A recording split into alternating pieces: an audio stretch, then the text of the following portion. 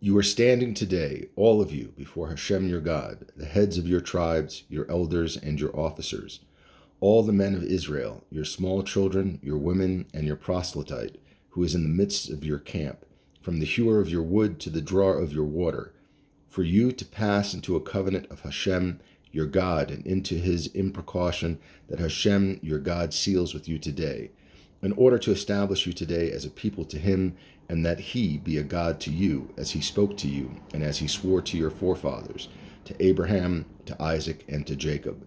Not with you alone do I seal this covenant and this imprecaution, but with whomever is here standing with us today before Hashem, our God, and with whoever is not here with us today. For you know how we dwelled in the land of Egypt, and how we passed through the midst of the nations through whom you passed, and you saw their abominations and their detestable idols of wood and stone, of silver and gold, that were with them. Perhaps there is among you a man or woman or a family or tribe whose heart turns away today from being with Hashem, our God, to go and serve the gods of those nations. Perhaps there is among you a root flourishing with gall and wormwood, and it will be that when he hears the words of this imprecaution, he will bless himself in his heart, saying, Peace will be with me, though I walk as my heart sees fit, thereby adding the watered upon the thirsty.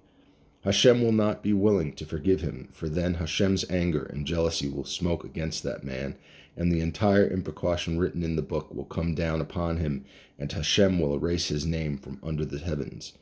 Hashem will set him aside for evil from among all the tribes of Israel, like the imprecautions of the covenant that is written in this book of the Torah.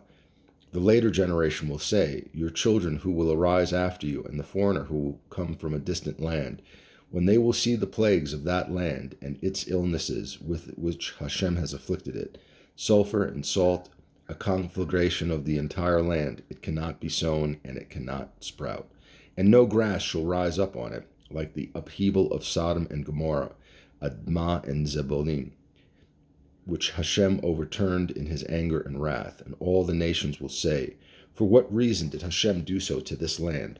Why this wrathfulness of great anger? And they will say, Because they forsook the covenant of Hashem, the God of their fathers, that he sealed with them when he took them out of the land of Egypt, and they went and served the gods of others, and prostrated themselves to them, gods that they knew not, and he did not apportion to them. So God's anger flared against the land to bring upon it the entire curse that is written in this book. And Hashem removed from upon their soil with anger, with wrath, and with great fury. And he cast them to another land, as this very day. The hidden sins are for Hashem our God, but the revealed sins are for us and our children forever, to carry out all the words of this Torah. It will be that when all these things come upon you, the blessing and the curse that I have presented before you, then you will take it to your heart among all the nations where Hashem your God has dispersed you, and you will return unto Hashem your God and listen to his voice, according to everything that I command you today, you and your children with all your heart and with all your soul. Then Hashem your God will bring back your captivity and have mercy upon you, and he will return and gather you in from all the peoples to which Hashem your God has scattered you. If you're dispersed will be at the ends of heaven, from there Hashem your God will gather you in, and from there he will take you. Hashem your God will bring you to the land that your forefathers possessed, and you shall possess it. He will do good to you, and make you more numerous than your forefathers.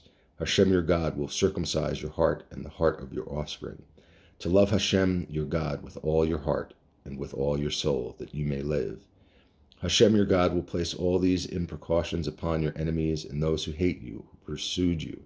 You shall return and listen to the voice of Hashem and perform all his commandments that I command you today.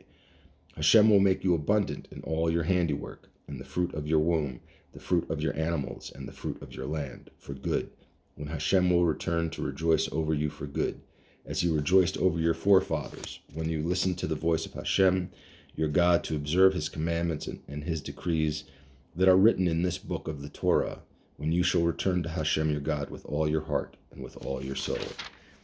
For this commandment that I command you today, it is not hidden from you, and it is not distant. It is not in heaven for you to say, Who can ascend to the heaven for us and take it for us? so that we can listen to it and perform it.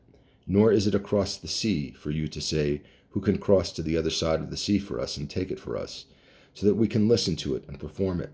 Rather, the matter is very near to you, in your mouth and into your heart, to perform it. See, I have placed before you today the life and the good and the death and the evil. That which I command you today, to love Hashem, your God, to walk in his ways, to observe his commandments, his decrees, and his ordinances. Then you will live, and you will multiply, and Hashem your God will bless you in the land to which you come to possess it. But if your heart will stray, and you will not listen, and you are led astray, and you prostrate yourself to the gods of others and serve them, I tell you today that you will surely be lost. You will not lengthen your days upon the land that you crossed the Jordan to come there to possess it. I call heaven and earth today to bear witness against you.